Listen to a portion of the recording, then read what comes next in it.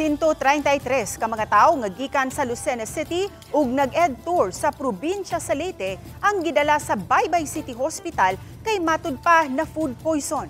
Ang dugang detalye sa report ni Fem Marie Dumabo.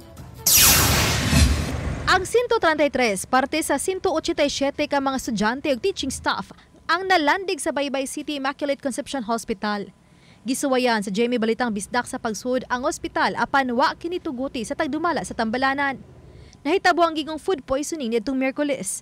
Mato ni Baybay City Vice Mayor Attorney Ernesto Butawan, gikan nag-tour sa Kalangaman Island sa Palumpon, Leyte ang grupo ug dito kini niudto sa wala pa mo biyahe padulong sa Baybay.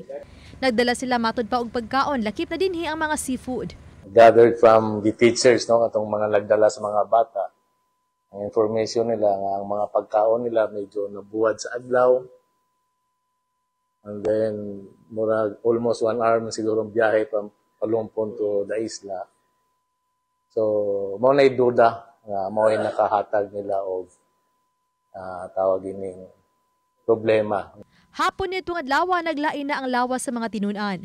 Matod sa Vice Mayor, daling miresponde ang LGU. So, ang ato city government, gabi pa lang, i-retrieve na sila, gikuha sa hotel, gidala sa ospital. May lang gani kay doon na tayo kagari ang ospital. No? Wala na muda mo biyahing layo pa.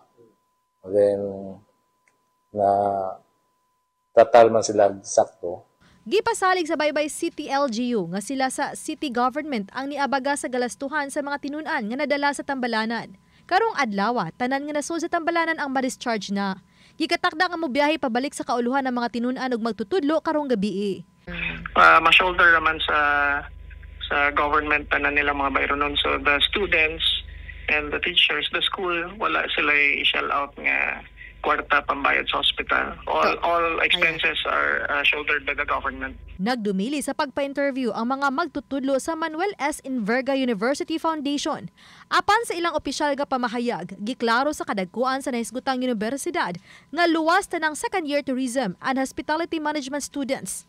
Nagpasalamat usab sila sa tabang nga gi-extend kanila sa Baybay City LGU. Nipaygayon man og investigasyon ng Baybay City, gipahibalo usab sa Palumpon LGU nga nagpahigayon na usab sila og investigasyon sa insidente. Tumong sa pakisusi ang masayran kung unsa ang hinungdan nganong naglain ang lawas sa mga tinunan. Gusto usab nila nga manubag ang mga hingtungdan. Oba ni Clans Gabutin, Fem Marie Dumabo, Balitang Bisdak.